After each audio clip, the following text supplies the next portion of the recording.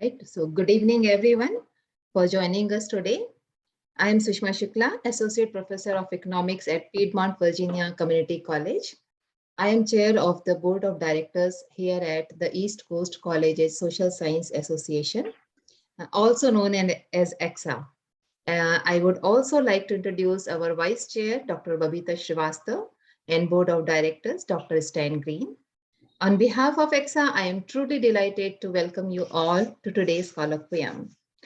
We have been hosting the colloquium since June of 2020, and where we features talks by significant scholars and a different variety of topics. We are attempting to host one colloquium each month, so featuring a scholar on some aspects of like wide range of topics. And we invite you to join us for our future sessions as well. So now please allow me to take one moment to introduce our distinguished speaker, Dr. Jose Aybar. Dr. Aybar holds a breadth of experiential knowledge gained in senior level administrative positions in multi-college systems.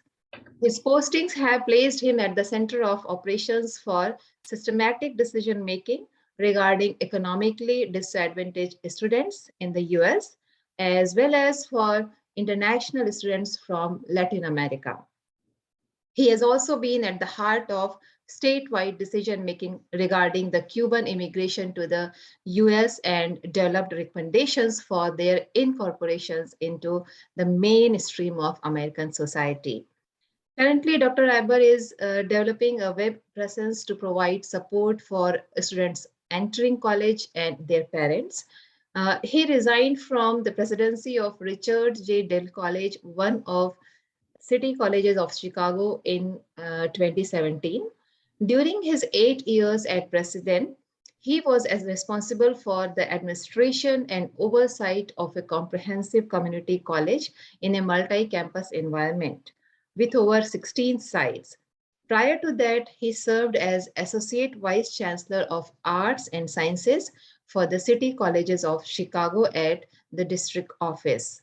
Dr. Aybar came to the City College of Chicago from Colorado Mountain College, where he served as Dean of the Eagle Valley campus and subsequently Executive Assistant to the President. Dr. Aybar has over 7 years of teaching and learning experience. He has served as Executive Director of a statewide commission and carried out various consultantships for Department of Education and the Department of Professional Regulation of the state of Florida, and also for the US Department of Defense Dependent Schools. He is the author of numerous publications, among them Dependency and Intervention, The Case of Guatemala in 1954, and also the Panama Canal College Study for the Department of Defense Dependent Schools. Dr. Aybar earned a PhD in International Relations from the Claremont Graduate School, a Master in Arts from Monterey Institute of Foreign Studies, and a Bachelor of Sciences in Natural Sciences from Schimmer College. He earned certification from the Harvard Institute for Experienced Presidents in 2012. Dr. Aybar's fields of study and research includes Russian foreign policy, international law, Latin American studies, higher education, and remedial education.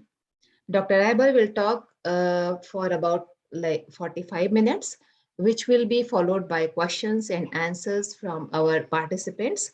So please post your questions in the chat section of this platform. Dr. Srivastava and I will be looking at them. We also will allow you to unmute your mics and activate your webcams for the purpose of speaking directly at the end after Dr. Aybar's talk. Now I yield the floor to Dr. Aybar. Thank you and welcome, Dr. Aybar. Good evening.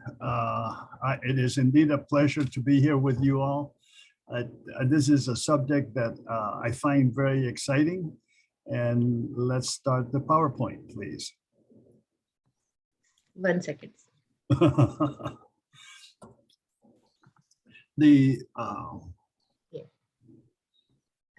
Can you see the slides, Dr. No, Aybar? no, I cannot. You cannot? Okay, just give me a second. that would certainly be helpful. Yes, yes, just give me a moment. Yes, now you should be able to. Right, okay.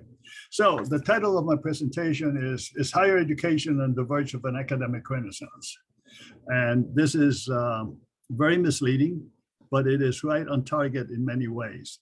So what I'm going to do first is go through some of the assumptions that have driven me throughout the preparation of the presentation.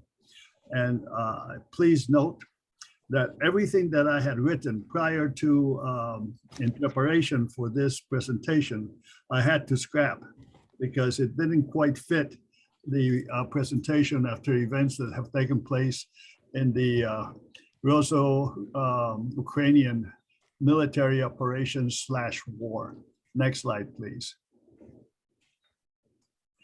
The assumptions that have guided me throughout, the first one almost doesn't need an explanation, is that knowledge has no color, gender, age, or geographic boundaries.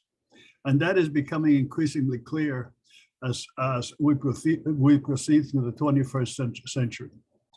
The second one speaks for itself, and that is perhaps one of my more loving assumptions, and that is that students have an insatiable capacity to learn.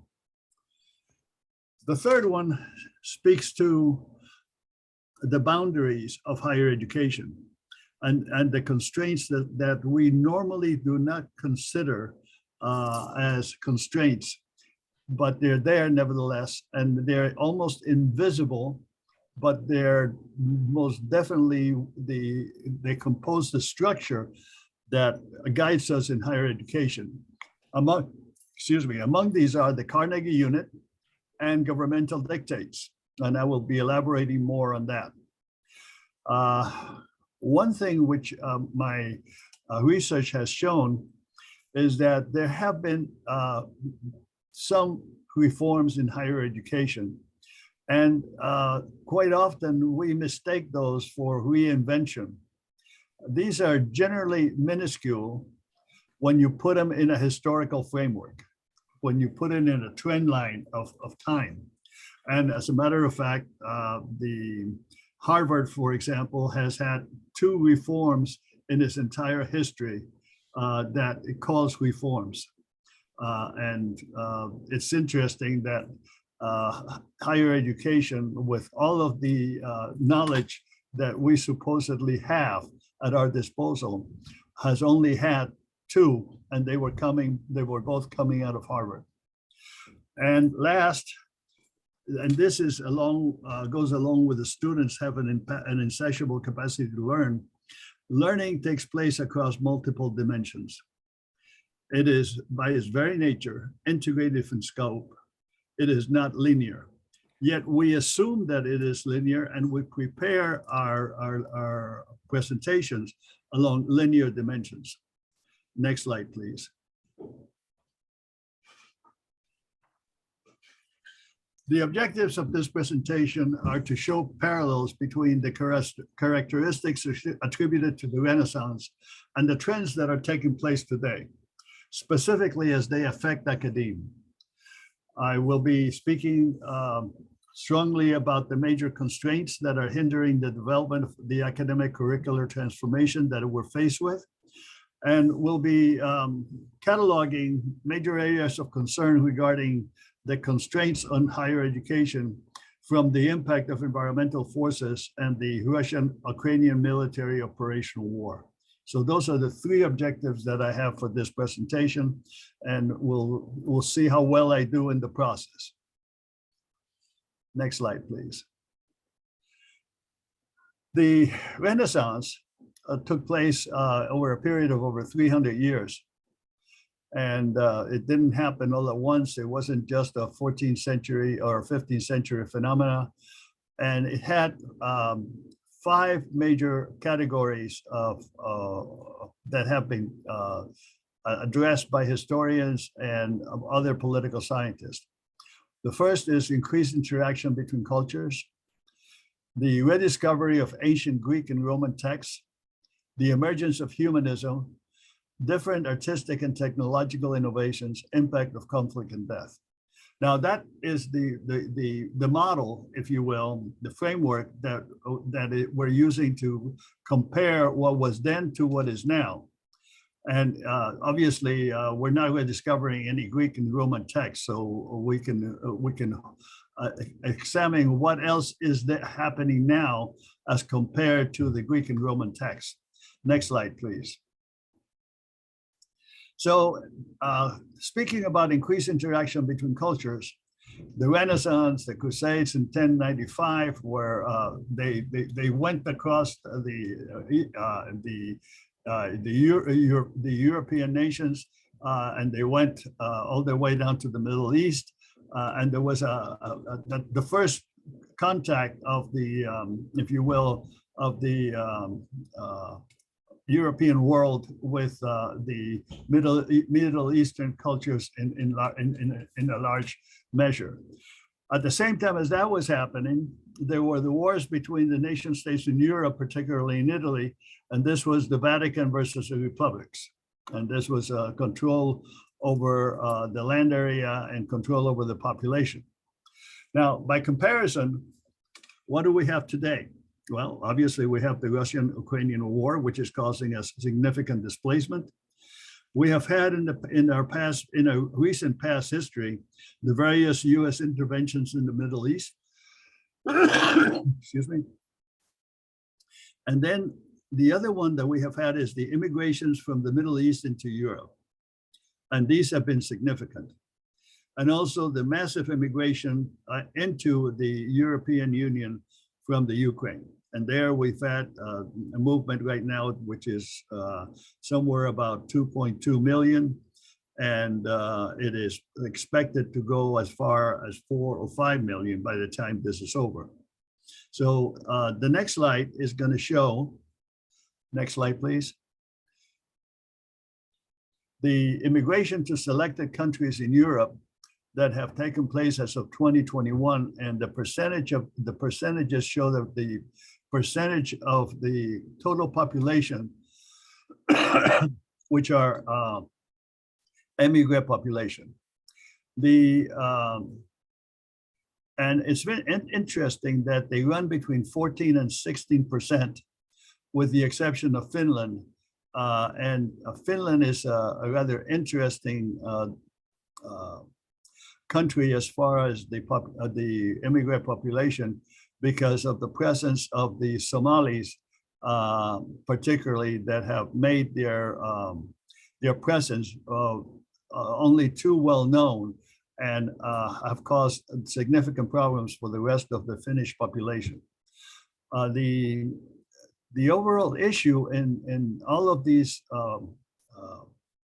immigrations has been the rate of integration, and also the overall educational characteristics of the immigrant population.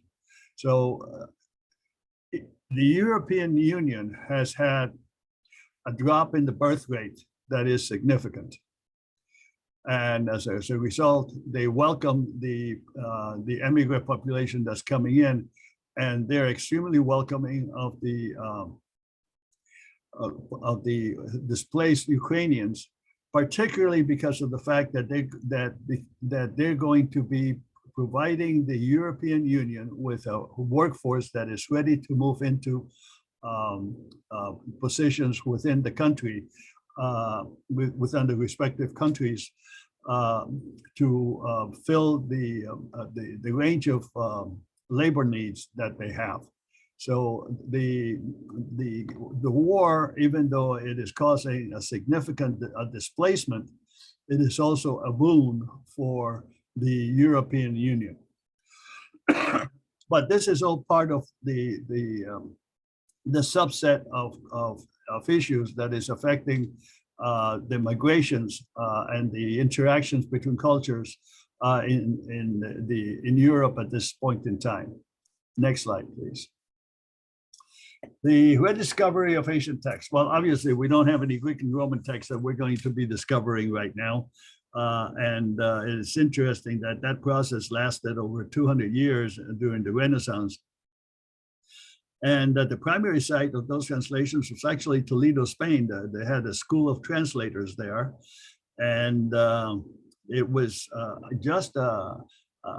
there was an activity there that was really wonderful, and it was really done with a lot of, it was a labor of love for those who were doing the translations. Testimony to the Islamic traditions for scholarship. On the other side of the coin, what do we have now? We have something that is equally revolutionary, and that is the algorithm to convey information.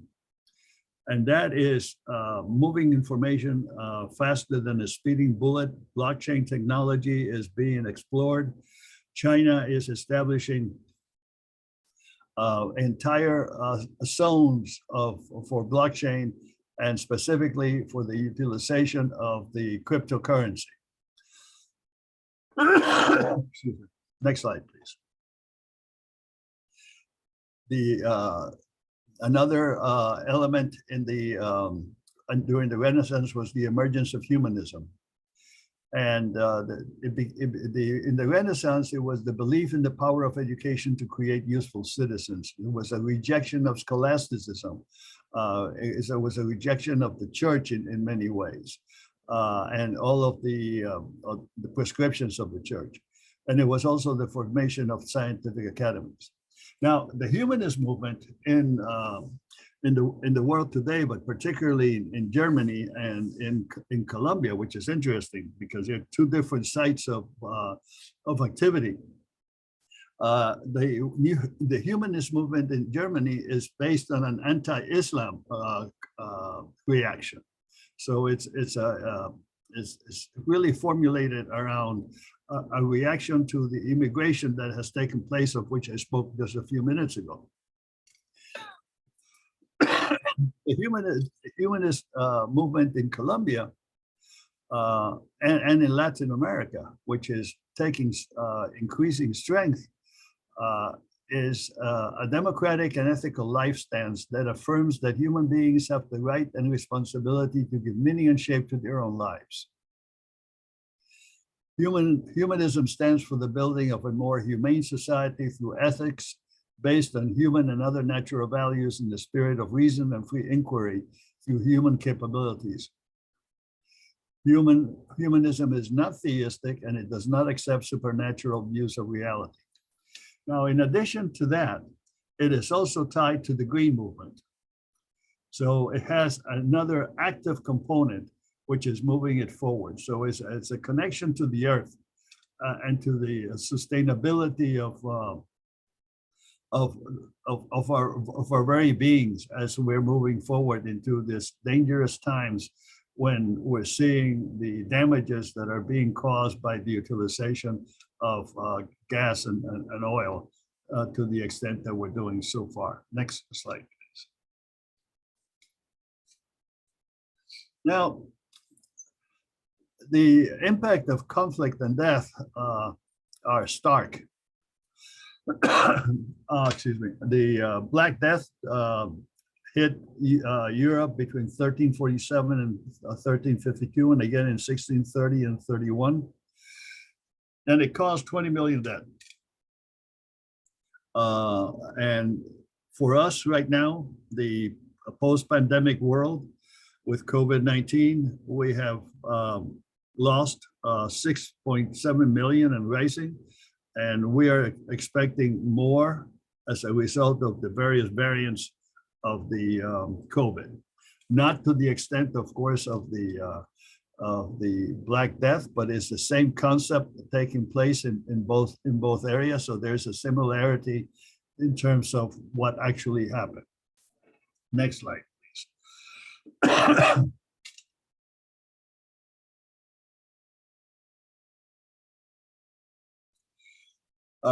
When we speak about the artistic and technological innovations, I'm not going to speak about the artistic because that's really,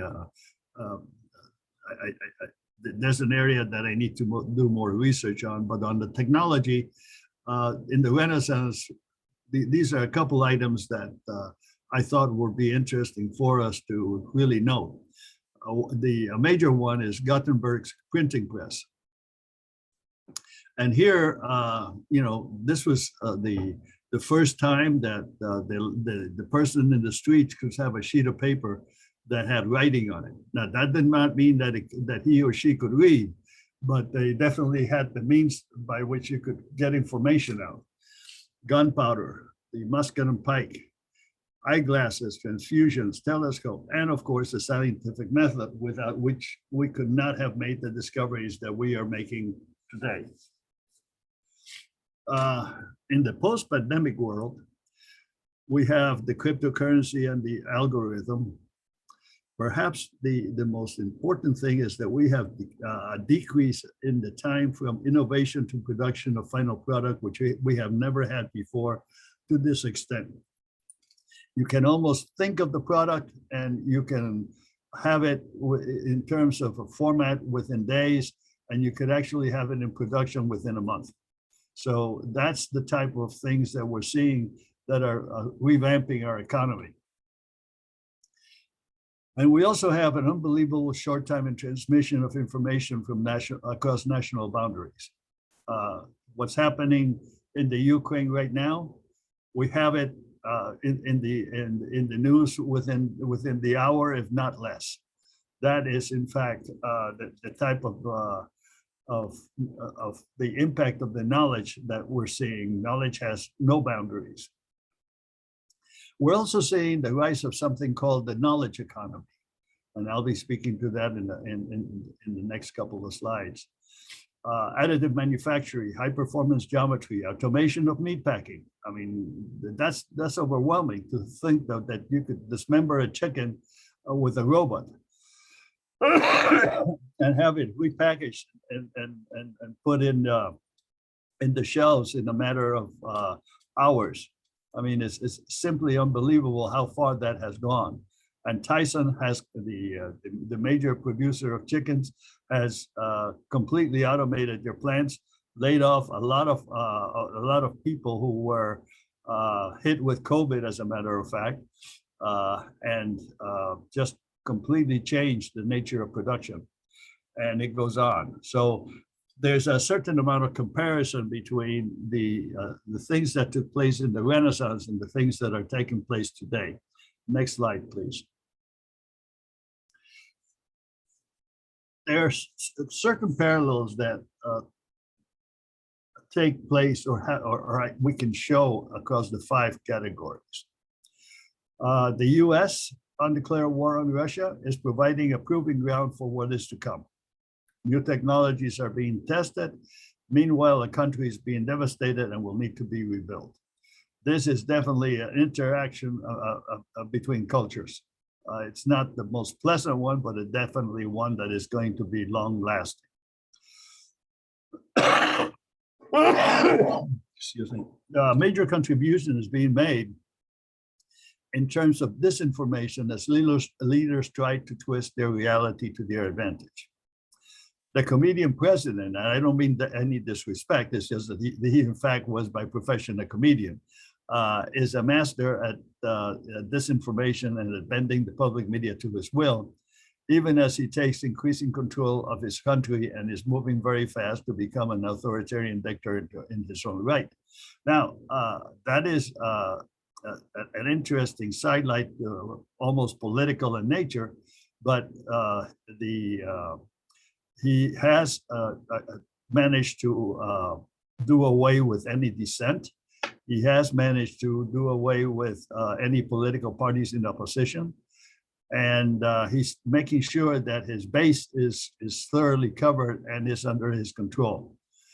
Be that as it may, he presents himself to the world as a democratic, as the leader of a democratic country that is fighting for its survival. And there I totally agree with him. And I think that he's doing a great job in terms of that piece of presentation. But it doesn't change the fact of what he's done to bolster his own base. The cyber attacks by Anonymous, which is a cyber group in the United States. And simply speaks to the technological dimension of which I have mentioned earlier in terms of the 5 categories of the Renaissance. And all of the above add to the characteristics for comparison to the Renaissance. And they're there.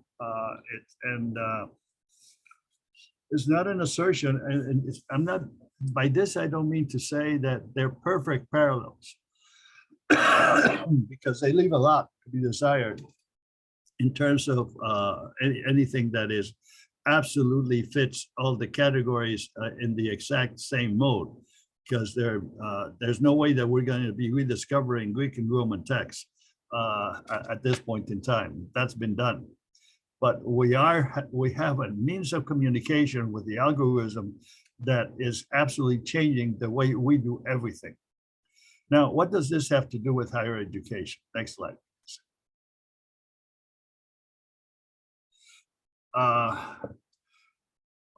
What I was trying to show in the past narrative is that there is a dialogue emerging that our society right now is changing drastically, and that the environment around higher education is also being seriously affected by Biden's undeclared war.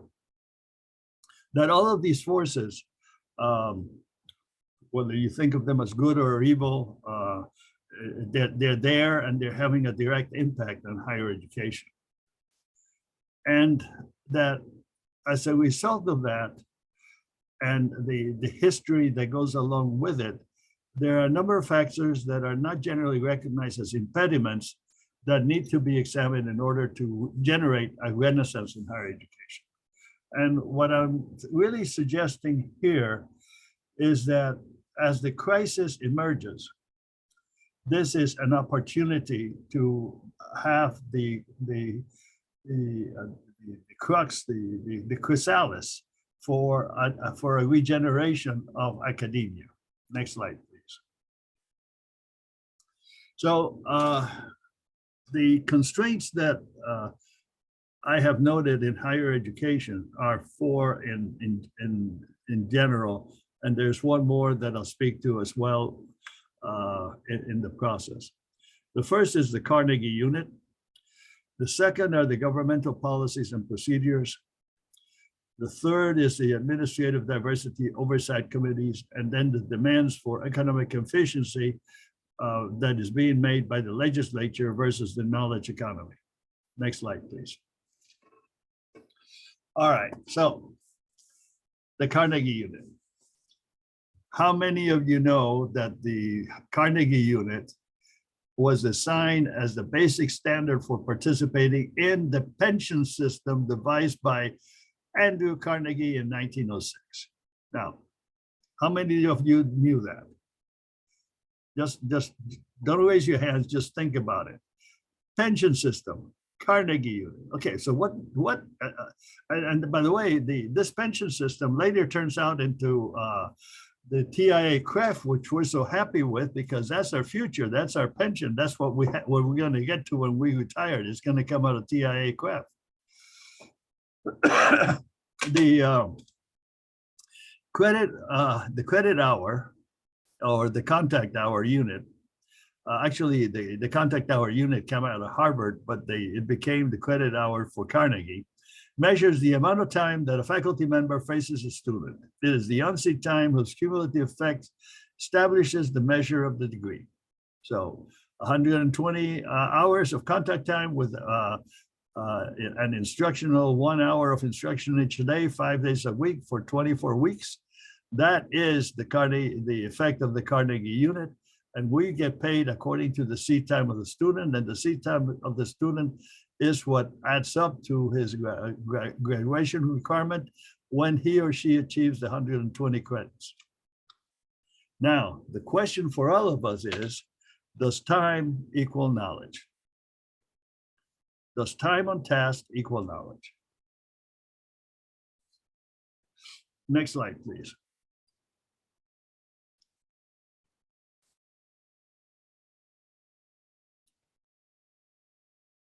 Next slide, please.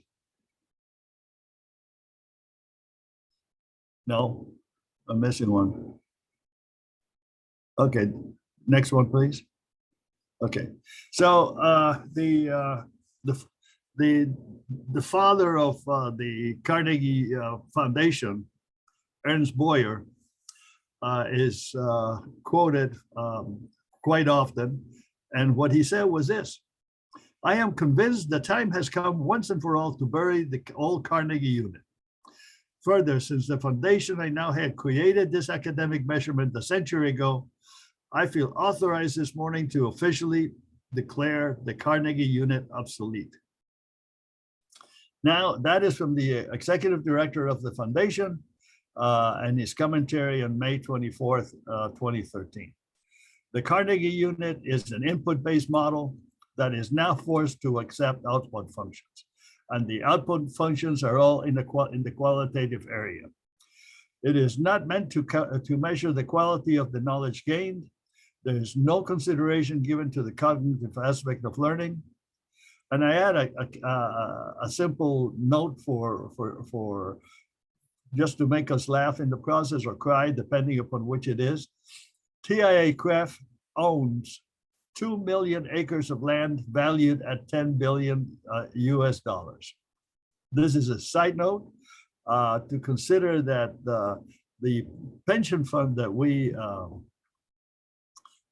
so lovingly accept as being part of our lives is also one of the biggest landowners in the world, with $10 billion worth of land. And by the way, there have been multiple suits against TIAA-CREF from landowners in various countries, Brazil among others, for their quote unquote alleged land grabbings. So I'll leave that alone and move on forward to the next slide, please. Another inhibiting element is the Higher Education Act of 1965. There have been a couple of reenactments of this act trying to move it forward, but it remains a patchwork of bills that have been attached to it to make it work. It is simply the primary focus of the act is to level the playing field to make sure that everybody has access to higher education, or as best a relationship as can be made through law. It is a patchwork of bills. It is not a comprehensive approach to higher education. It is not at all concerned with the knowledge aspects of education. It has to do with the structural elements on how students who are particularly underprivileged can best be incorporated into higher education. Next slide, please. This one is of particular interest to me, and in 2020, there was a furtherall that happened at Harvard, Yale, and Princeton, and the Department of Justice placed suits against all three of them regarding racism, discrimination, in every way. So foreseeing that they were going to be that there might be funds that would be withdrawn from the colleges as a result of the suits actually being found to be true in terms of the allegations that they were making in the suits, they decided that they were going to form these administrative oversight committees. And Princeton president sent a letter to the Princeton community, and he essentially said that they had structural racism, and that the advisory committee on diversity was going to be rejuvenated, And then it was going to have oversight over retention procedures, financial resources, and curriculum development. Again, those are all seemingly innocuous statements, but the fact of the matter is that there's been another development, and Harvard is the best example of that.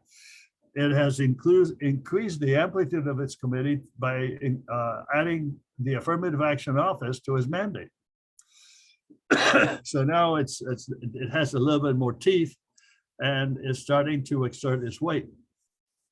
But the bulk of this has been more of a promise than a reality, but it has the potential to actually be exactly what I'm talking about, and that is oversight over the rightness or wrongness of the new order, whatever that may well turn out to be. So I looked at my history and I was reminded of the Council of Trent in 1545 through 65. And I thought about our very sanctimonious background in terms of the creation of the Inquisition and everything that went along with it. Now, understand that there have been professors who have lost their tenure, who have lost positions already as a result of the misstatements that they may have made in the classroom or issues regarding quote unquote harassment or perceived harassment. I'm not going to get into the individual cases because they vary from college to college, but the fact is that the oversight is actually there, and it is brought out by students as well as by as administration regarding anything that is different from what the new norm is turning out to be. And we're seeing that in the rest of our society. That's what this is, an environmental factor that is sweeping across the nation and is definitely within the realm of what we do at the colleges. Remember that in the background and in our history, we have always thought about academia being cloistered from the rest of the world. Well, this is one case where we are not cloistered. We're seeing, in fact, the same issues in academia that we're seeing in the private sector as well. Next slide, please. Demands for economic efficiency versus knowledge economy. I am very much reminded of our experiment, particularly at the City Colleges of Chicago, where we acted on the demands of the legislature in many ways. And we were looking for increased oversight in terms of the outputs of higher education. What that meant was that we established dashboards in order to maximize the yearly outputs of degrees and certificates. And that is simply a way of making sure that we're being as efficient as possible in terms of the enrollment process, in terms of the output of students, to make sure that everything gets properly channeled. And we, of course, did this all with the best of intentions, masking it in terms of what good we were doing the student and moving him out as quickly as possible. But what the bottom line that we were really looking at was the percentage. Did our percentage efficiency increase? What we're seeing today is a different phenomenon, and that is the development of a knowledge economy. And this is an economy in which growth is dependent on the quantity, quality, and accessibility of the information available, rather than the means of production. So we're concerned about what we know and what we can do with it, rather than how it was produced. And because of the it's instant availability, it is not linear it is really more of a spiral if you were to look at the continuum in that fashion. Next slide, please. So what has been the response of higher education? Well, one response was to repackage the curriculum into a ready-made course software without making any significant changes to the content. I mean, we were faced with a serious issue. We had to take what we had and drop it into courseware and move forward as quickly as possible.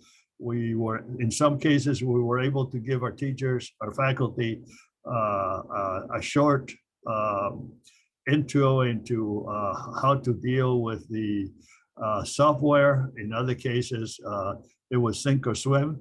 But nevertheless, that's what we did. We repackaged it and we put it in. Now, this was also done within the time frame of the Carnegie unit. So a further constriction to that is the Carnegie unit, which says that you have to spend so much time with a student on site. And the media has reported that a certain amount of disenchantment with both the process and the outcomes. This has been very much reported in the K-12 system, a little bit less in the college system, but nevertheless, it's been noted there as well. Now, we know that our client, and I'm speaking very much in the business language, is happy when they buy the product and enjoy it. And if they do not buy the product, they're telling you that the product, that there may be something wrong with the product. And there has been significant disenchantment that can be noted as a result of the dropouts and major decreases in enrollment. Next slide, please.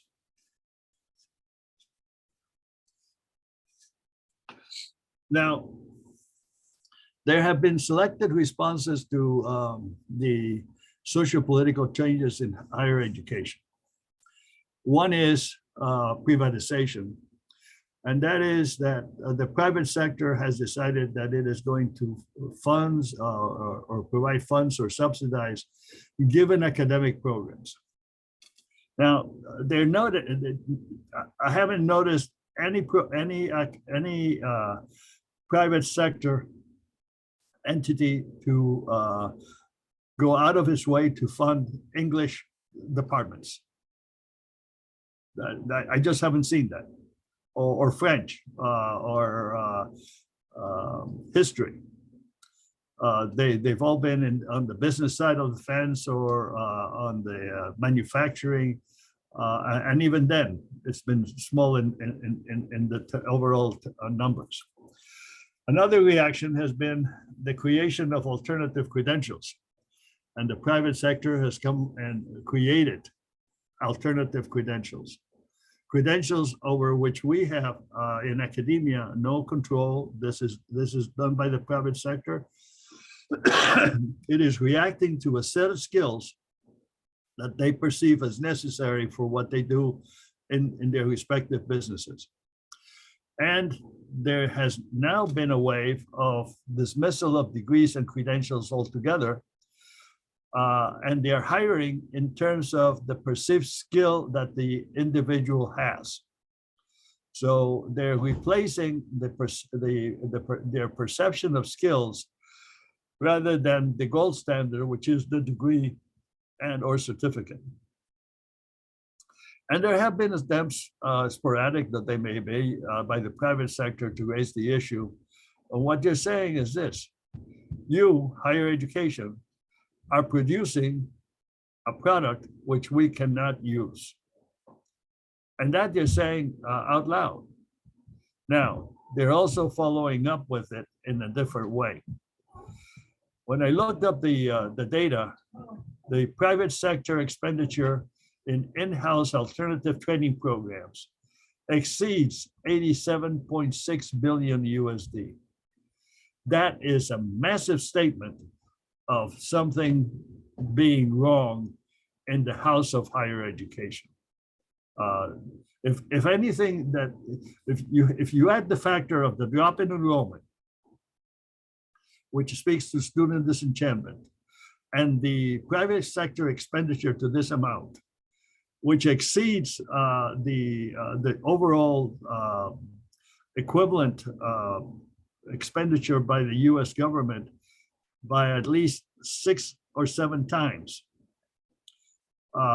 This is a massive statement that is being made in terms of that. Next slide, please. So, colleagues, we have a society that has many of the classic symptoms that have been categorized for the Renaissance. To be honest, the perception of higher education being a priority for the US government is just not there. We are not seeing the expenditures in education. We don't see it as a priority.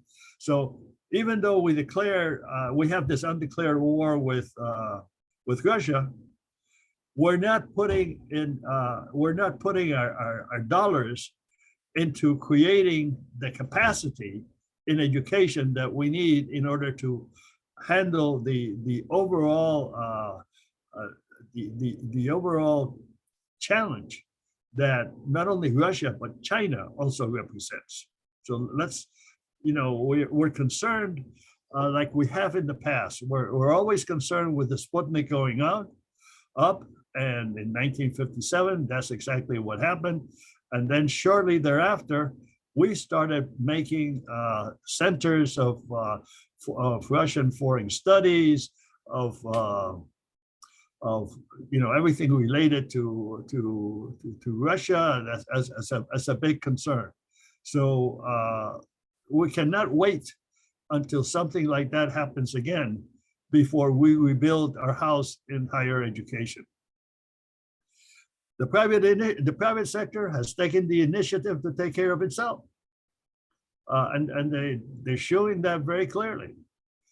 Higher Education Administration is addressing issues related to enrollment and efficiencies in how to catalog the student experience. All right, let's be clear on this one. We are spending a massive amount of money in the billions of dollars right now in marketing to bring the students in. And that is what has been done, because we thought that the issue was in the area of student services and student affairs and all the things related to that. And that's where we're putting our bucks. Not on the knowledge side of the fence, where I think we have the real issue. And that's the nature of this conversation. The curriculum is untouched, and therein lies the question for you. Who puts the bell on the cat? Next slide, please. I am extremely happy to be here with you. And I want to say that Sir Winston Churchill sums it up like nobody ever has. And he said, never let a good crisis go to waste. For higher education, I suggest that this is just beginning. Let us be ready to take advantage of it and move forward. Thank you.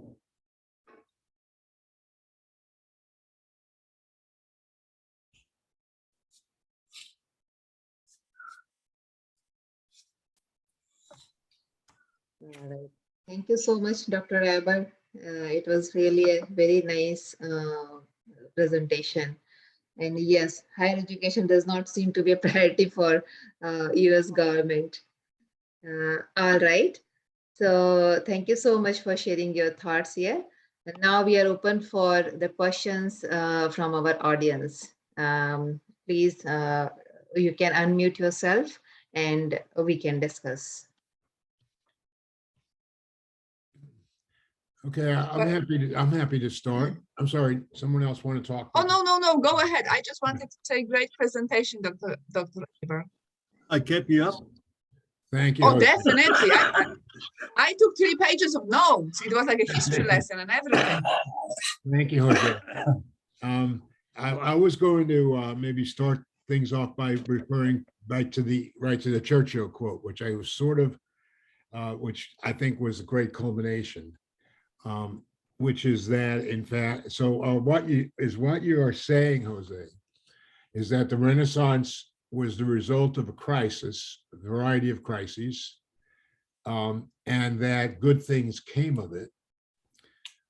We are in the midst of crises, but we are not responding in a way that good things are going to come from it. I'll put it that simply. What's your sense about where if we are wasting this crisis? Well, our leadership is not history conscious. So let's start with that statement.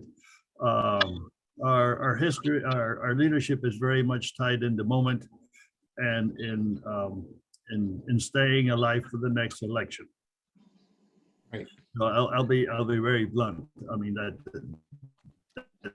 that's just and I would say that that all of the leaders involved in this debacle are primarily interested in surviving this event. And I'm not saying that the event is good. I'm not saying that at all. I think that this is awful in every respect, and any death that takes part in this is just one death too many. But having said that, the leadership is interested in its survival, and that's number one. Putin, Zelensky, Biden, all three of them. Biden is leading the pack, just like it did in the Iraq War, and is trying to coalesce the forces exactly in the same fashion, except now we have one additional thing that's not being taken into consideration, and that is the fact that Putin has nuclear weapons, and so does the United States. Now, when you add that to the issues, the nuclear arsenal that we have is 59 years old. It's really an old arsenal. And the one that Putin has is pretty much the same. So, you know, we're both, they have rejuvenated their arsenal a little bit faster than we have, but it is still quite not as up to date as it should be, because it takes a massive amount of money to rejuvenate that particular delivery system. So I guess what I'm saying is that we have very similar elements, or at least the one that can be compared to the Renaissance if you look at all 5 categories.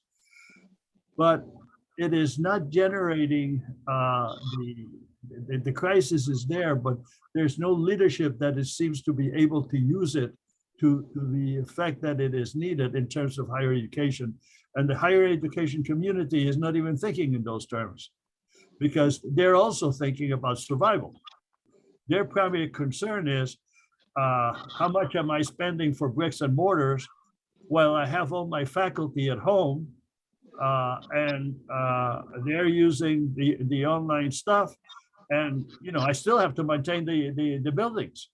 So you know, they're doing a cost-benefit analysis, which ends up being a zero-sum game for them, which is unfortunate. Right. Well, let me just follow up, and I'll let other people talk, but because I could talk about this forever, because this is a great topic. I think you had it in one of your slides, basically, which was higher education, or education in general is not a high priority. In part, at least, it's not totally. Hold on, oops, I'm sorry. Hold on.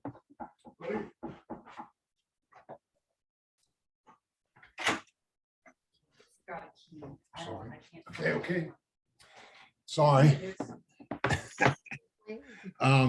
In part, what's happening in colleges is that since there's no priority among the federal and state governments, they sucked a lot of money out of education.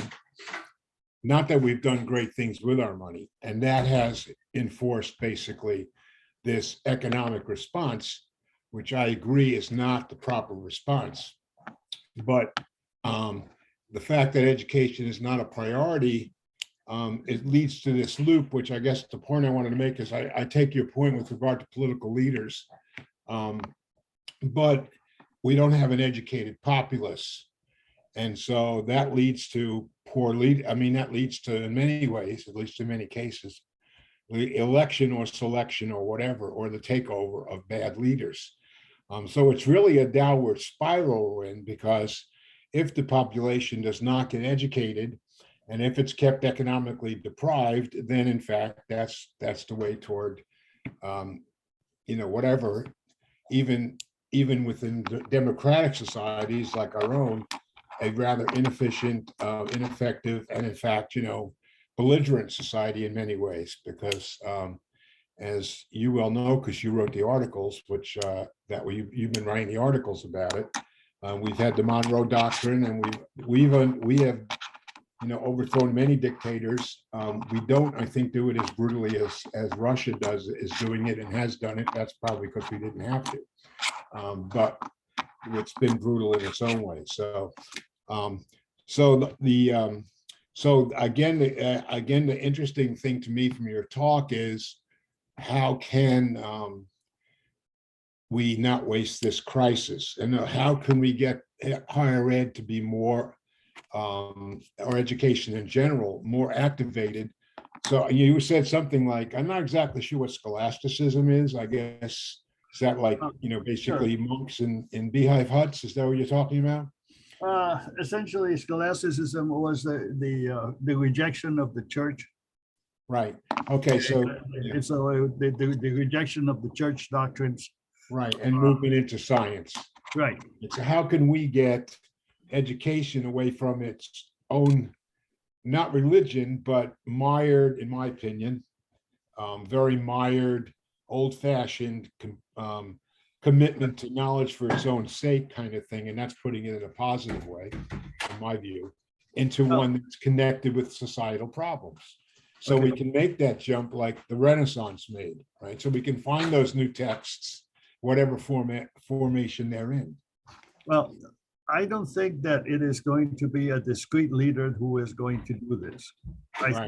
I think that it is the knowledge economy which is going to do this.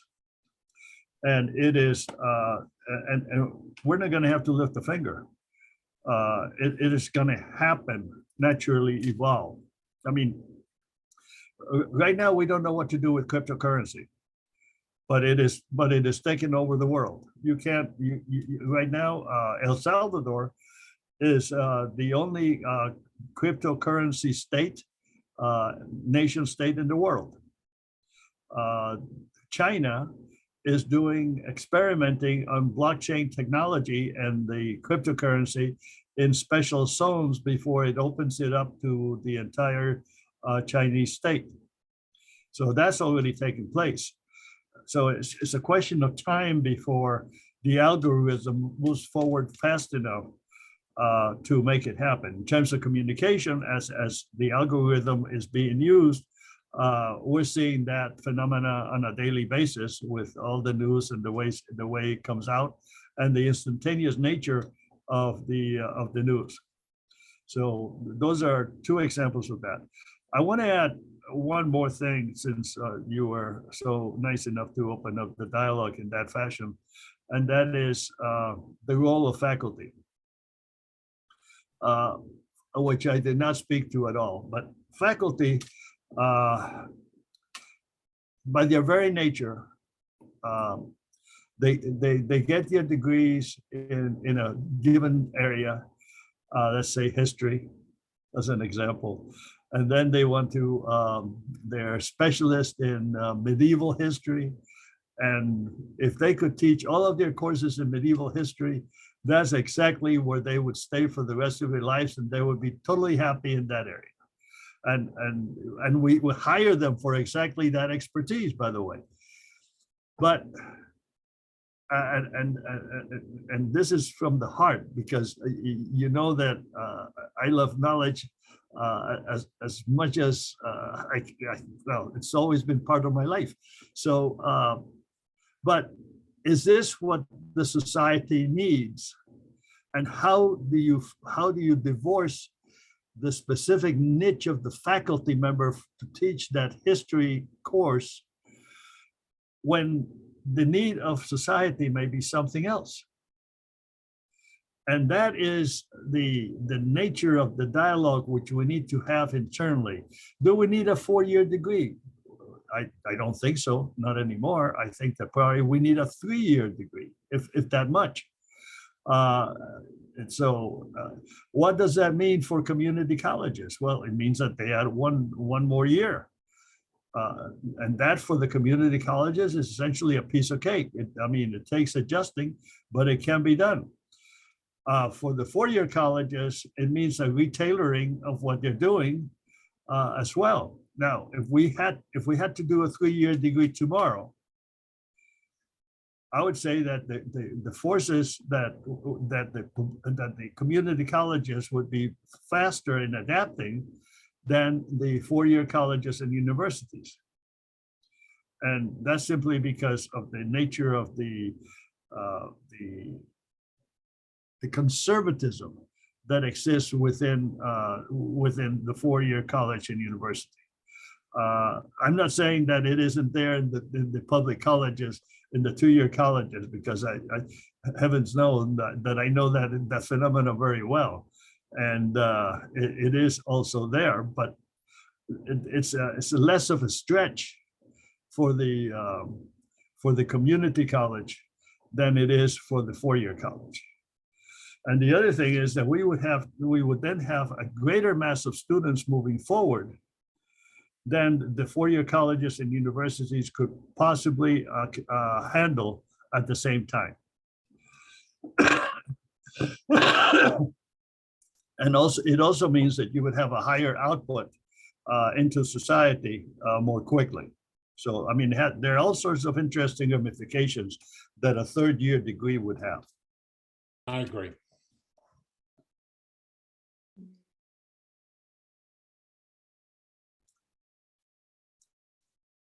So Alicia, you started to say something.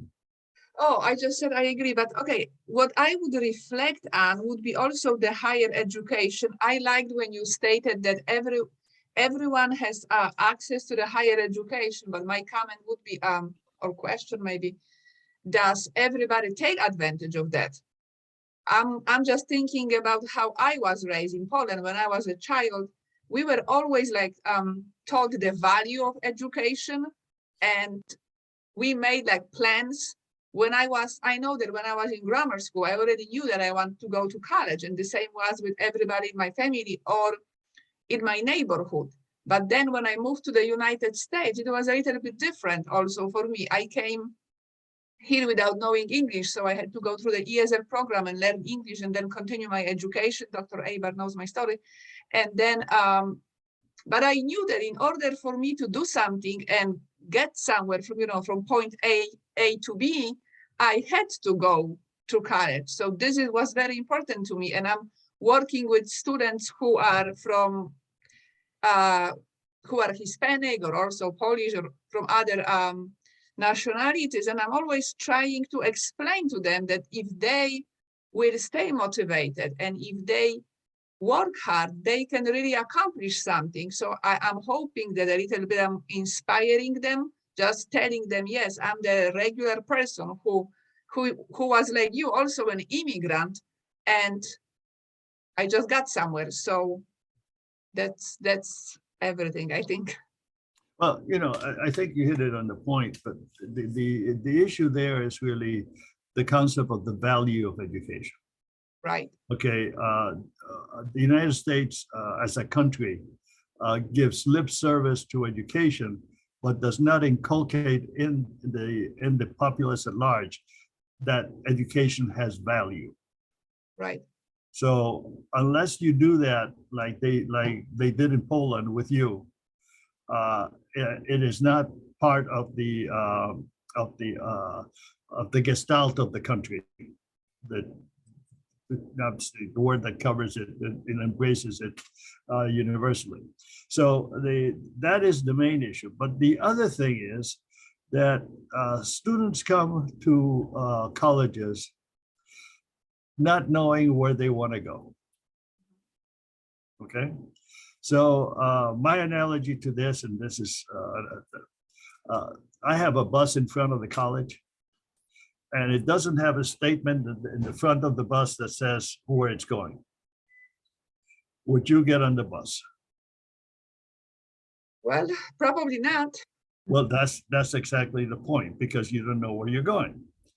So if you then go through the process with the students in the early stages of their entrance at the colleges, of doing some reverse engineering with them, so they can trace where they are and where they're going to go, and then let's say back down from medical degree. What are the entrance requirements?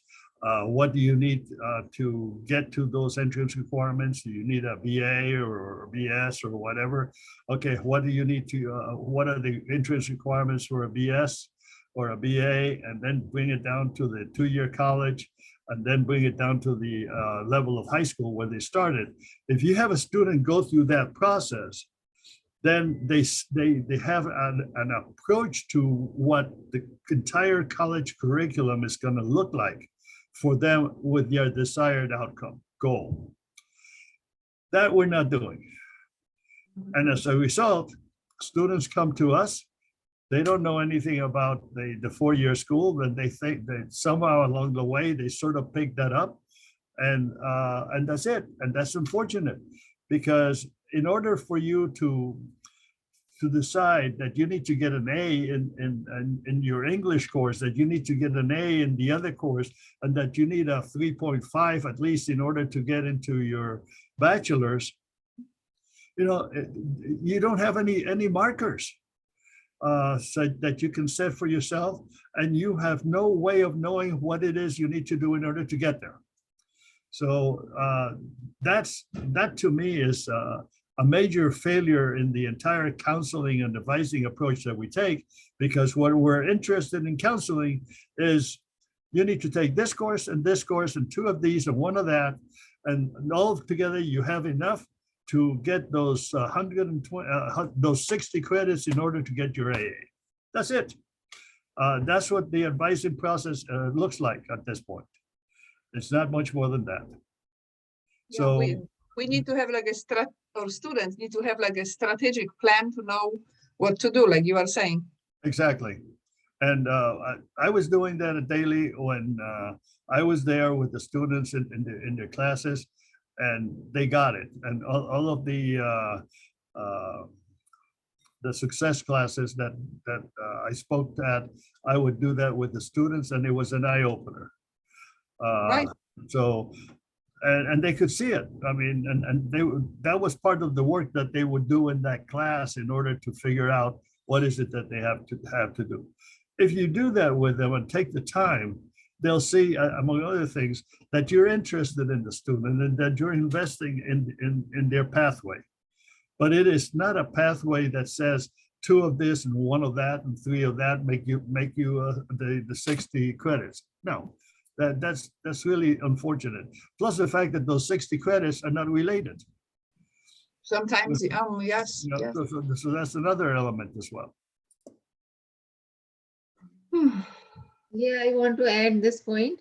Like in just comparing in India, if you have a son, their parents, they keep feeding in their mind, you have to be an engineer. If they have daughter, they keep feeding them, okay, you have to be a doctor.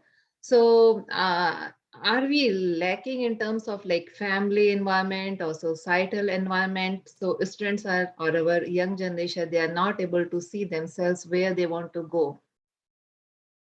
In some cases, actually now in these days in India, they think we need freedom. We want to do whatever we want to do. And then they take some courses, they decide to go in, they choose one path, and then they say, oh, this path is not good for me. And then they change it. and they basically waste a couple of years from their life. So that I don't know, like if we compare that in United States, we might be lacking that part also. So we're in a really interesting time in terms of higher education and where it's going. We have spent all this money in marketing and in the student services side of the fence, and it's not delivering. It's not making a difference because the enrollment is still dropping. And the other things like and I have the greatest respect for online and everything else that goes along with that. But the fact of the matter is that it has not delivered the quality product that we were delivering before with the on-seat mortar situation. So having said that, that doesn't mean that that there is not an individual student who cannot rise above and make things happen. But that is the motivated student, and that is the one who really goes well beyond the nature of the subject matter. So the Carnegie unit and the online go hand in hand. They're together. Those 30, you know, that hour that you spend there is the credit hour that it adds up to, and it is it constrains. It has nothing to do with knowledge. It simply has to do with how many minutes that given seat is taken by a student for 5 days a week, and it goes on. So we need to reshape. We're right now being asked to produce quality. First of all, we don't define quality, and that's another statement that's out there that baffles my imagination every time I think of it. We're concerned about how many students we have who are sitting in those seats. We're not concerned, and how many move forward, but we're not concerned about the knowledge that they gain while they're sitting down. And the Carnegie unit measures not the knowledge, but the seating. And that's what's wrong with it. And the legislatures want us to do one more thing. They want us to turn them out as fast as we can so that we can have the appropriate scores in terms of the rate of return on investment. Bottom line. Now, there's also one other factor, and that is that, unfortunately, if you were to think of businesses, colleges and universities are not profit making. That's not what and we were never devised to be profit making.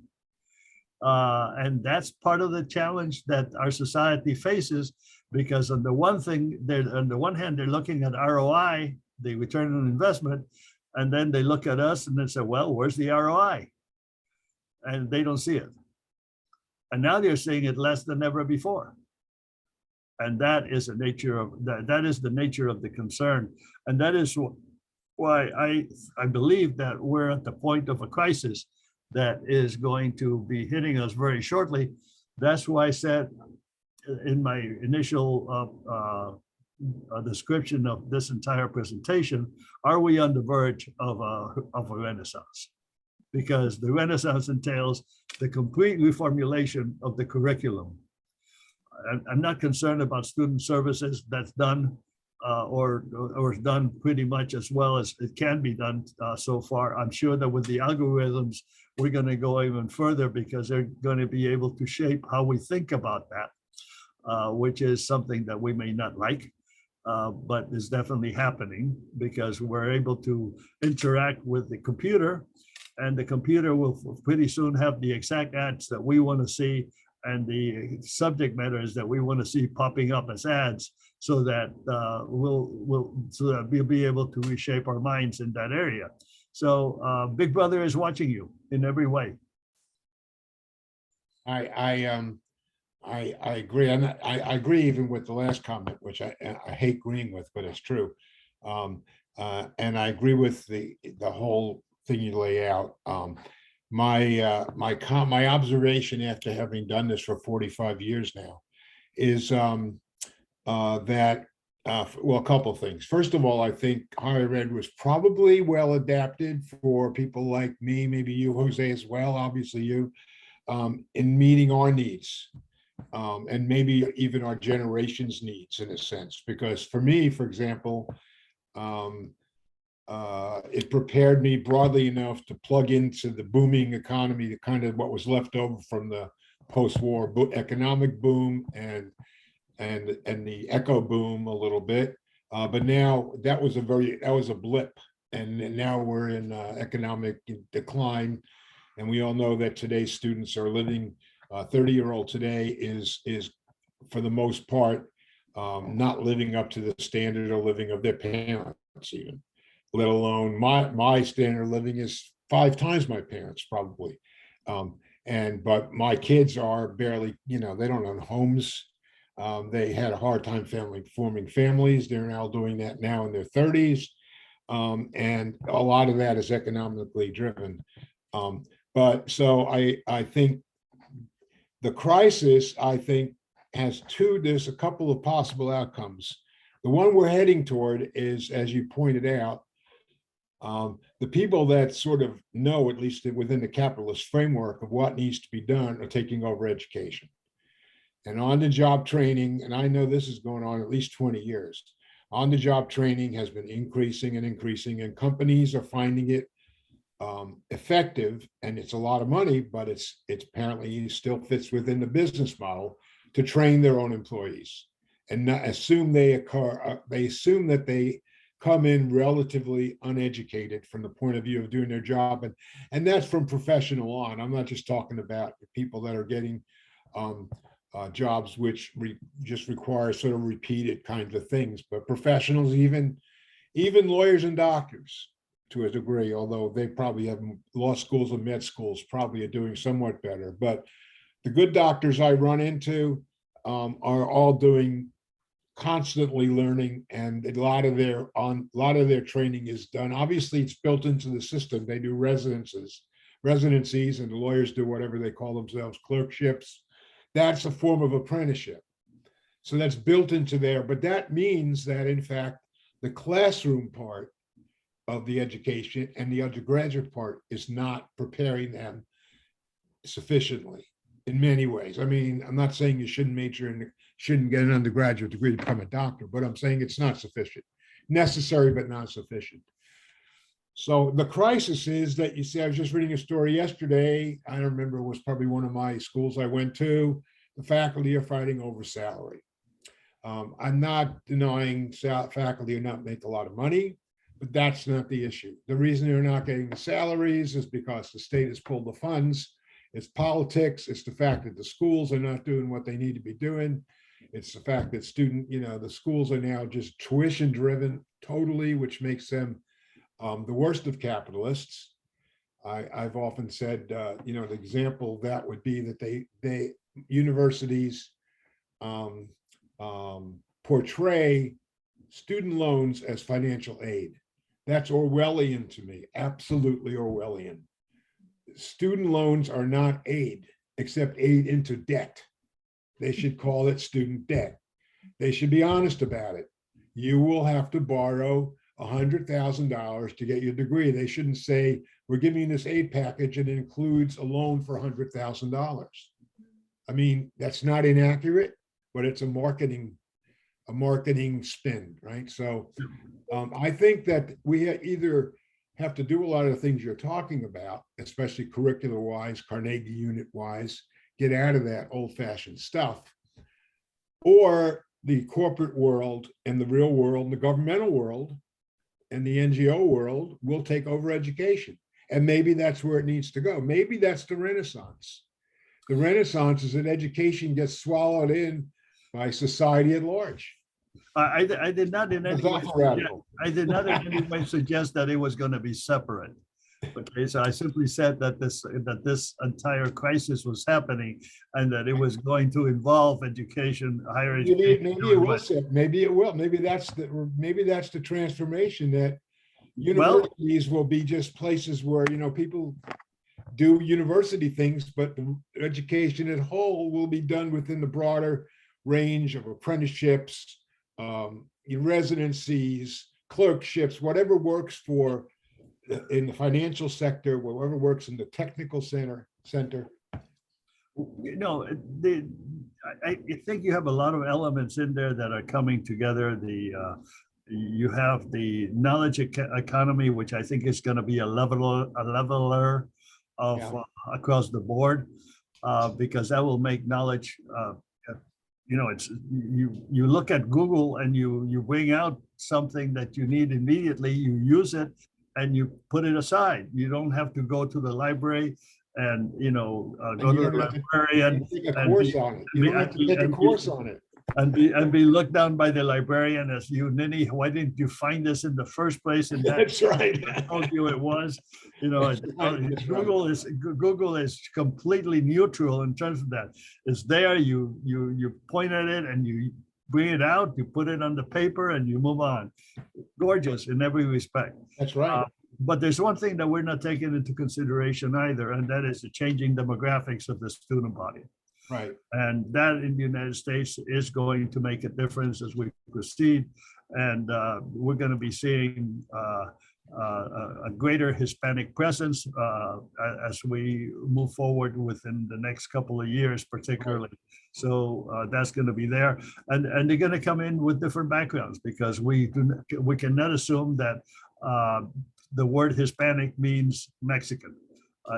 It's just not the case. The Venezuelans that have come in from Venezuela have ended up primarily in Florida and Texas. Texas, why? Because they had expertise fields in Venezuela, and it translated to the same type of expertise in Texas. The ones in Florida also have similar jobs to the middle class that they're working at. Right. They're not making great salaries, from what I gathered, but they're doing they're solid middle class in terms of that. But they also have the higher education of all of the Latin Americans coming through, which is interesting. And the Indians from India are also in that category. In terms of the large numbers of individuals that come through the United States. So that's two observations from the demographic side.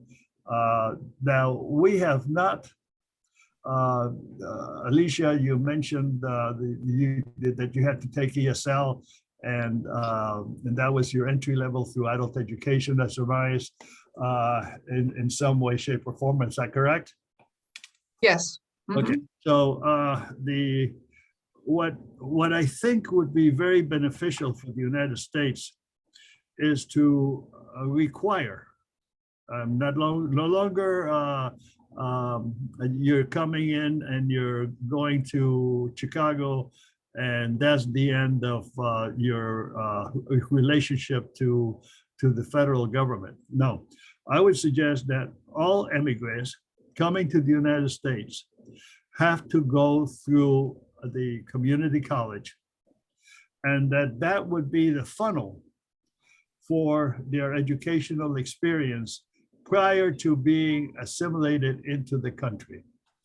And the best example out there of this is Israel.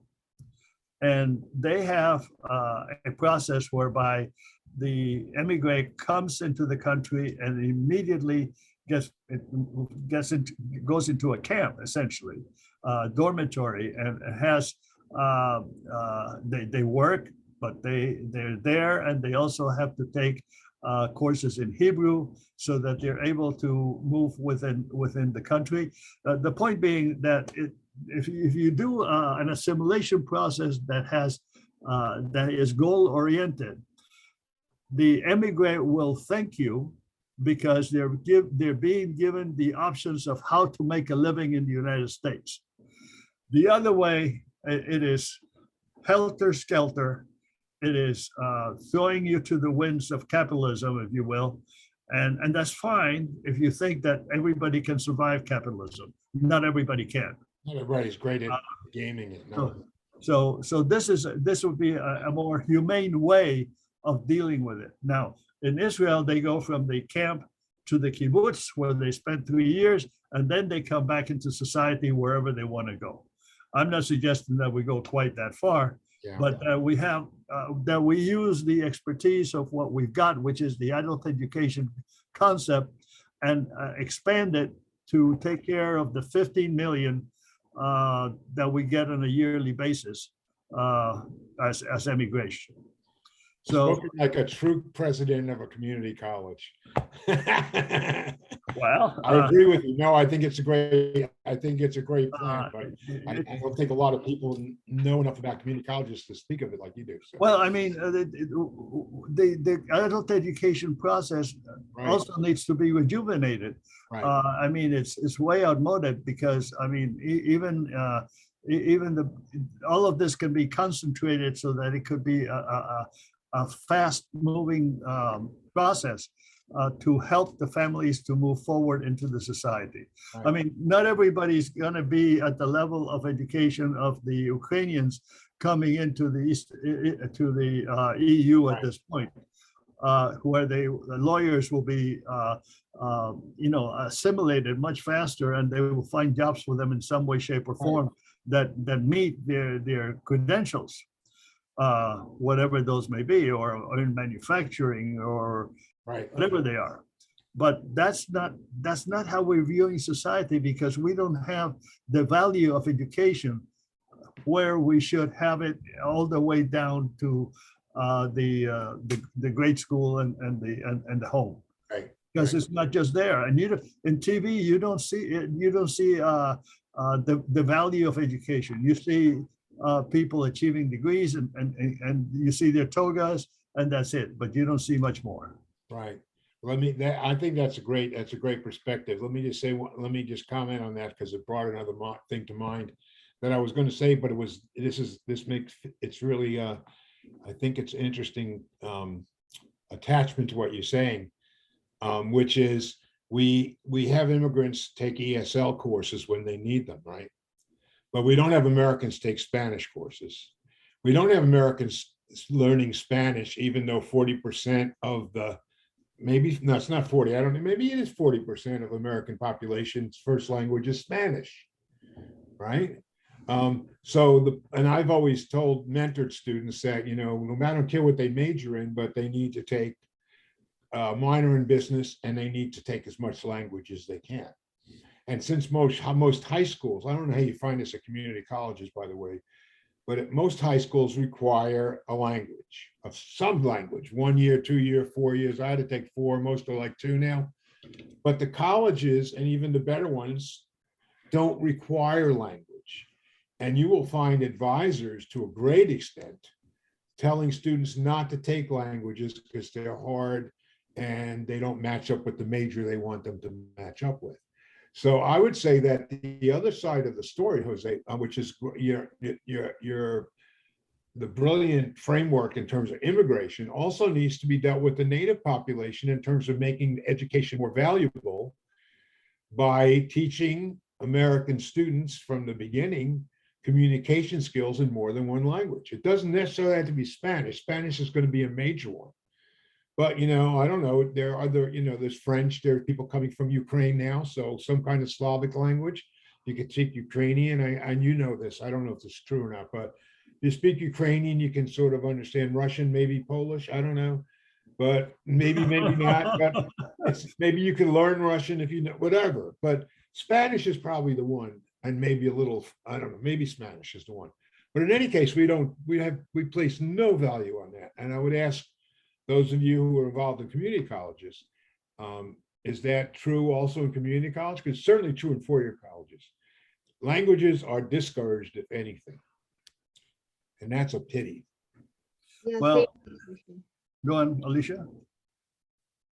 Oh, I was just saying that when I was in grammar school and in high school, I was learning German and Russian. We didn't have any English teachers then, so I was like not learning that language. That's why when I came here, I had to go through the ESL program. Later on, we had some instructors, and now everybody almost probably learns this English, or students have different kinds of choices. So yes, definitely, I agree that there should be like a language that it's taught in community college as a part of the curriculum. Why not? Well, the state of Illinois, at the beginning of the year, the beginning of the legislative session, ran a bill, an education bill, which required all high school students to take 2 years of language at the high school level. Now, I don't know whether it actually passed, but I know that it was in the bill initially. So I don't know what the outcome there was. When I was at the central office in Chicago as Associate Vice Chancellor, Chancellor Watson was a proponent of the language component, and he required that all the students had at least 2 semesters of language moving forward, of a foreign language. When the new chancellor came on board after that, she did away with that 2-year requirement. So that went out the window. Sorry? It's a huge loss to do that. So the issue, is not only the change of the guard, but also the change in priorities. Because, for example, let's say that you take those 2 years of a foreign language, whatever language it is, a student has to learn the grammar of that language. And what does that do for the student that is unusual? Well, that makes his or her English much better, because they're able to see the structural relationships of the language from one language to another. This is what we're losing in the process. We're not looking at the transformation of the linguistic capability of the student as they relate to other cultures and languages. It's an absolutely great point. Absolutely great. I had to take 4 years of German, which I hated. I still have nightmares about not passing. It was, to me, almost an opaque language. I didn't learn it well. I learned some, but I can tell you that learning German at whatever level I learned it has helped my English grammar so much, and my English to understanding the structure of the English language. Because German is so different, and it just broke sentences and thoughts and stuff in different ways. It's helped my writing, it's helped my thinking, everything. But I just wanted to close with one thing, which is at least close for myself. I think I told you this story, Jose, but I was at a community college giving a workshop on mentoring and, kind of a lot of the things we're talking about, what you should learn, what skills you should learn, how you can make the most of your degree. And the student came up to me and spoke to me in almost perfect English, said something. He said, but I apologize that my English is not so great. And I said, well, first of all, your English is perfectly fine. And second of all, how about coming and say to me, well, I'm fluent in Spanish. So, you know what I'm saying? It's just, and I think we look at immigrants, and we look at this diversity issue in terms of deficiencies as opposed to expertise, right? To me, he was certainly, his English was certainly a hell of a lot better than my Spanish was. He was a multilingual speaker, or at least duolingual. But the point is, he was still in the mode of thinking himself in terms of deficiency as opposed to in terms of expertise. And that's why, and language, and the other thing about language is that it can be taught in so many interesting ways. First of all, it can be built into travel. There's a lot of innovative educational ways, language camps, summer camps, immersion camps, and things. So it doesn't have to be 2 years. We're talking about the Carnegie unit, right? It doesn't have to be 12 credits. That's not what we're looking for. We're looking for a level of fluency of some sort, right? So I think that would be given the way the world, like going back to the Renaissance that you were talking about, interaction between cultures, the most, I think, basic way you can learn that is through language. Oh, absolutely, absolutely. So that's, that maybe make, take that part of the crisis, and, there may be a relatively simple solution is, at least a part of the solution is learning different languages.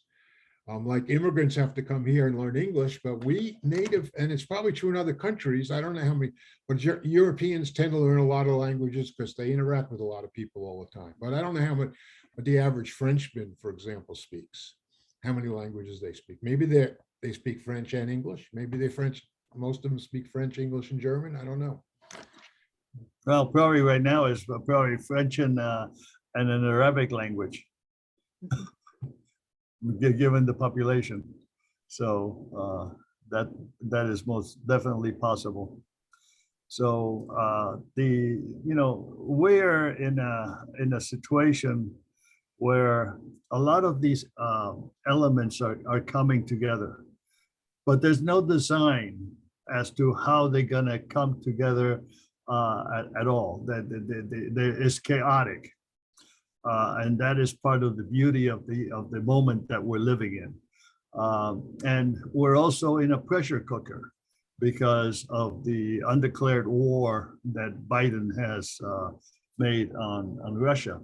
And we're also reacting to the economic realities that our supply chain is broken on goods and services. The ability to buy gas at a reasonable price has gone out the window. California is looking at it at $5 and $6 a gallon. So we're looking at the effect that the economy is having on us, and the natural reaction is a conservative one to withdraw into the self so that we can survive the moment. And that's part of where we're at right now.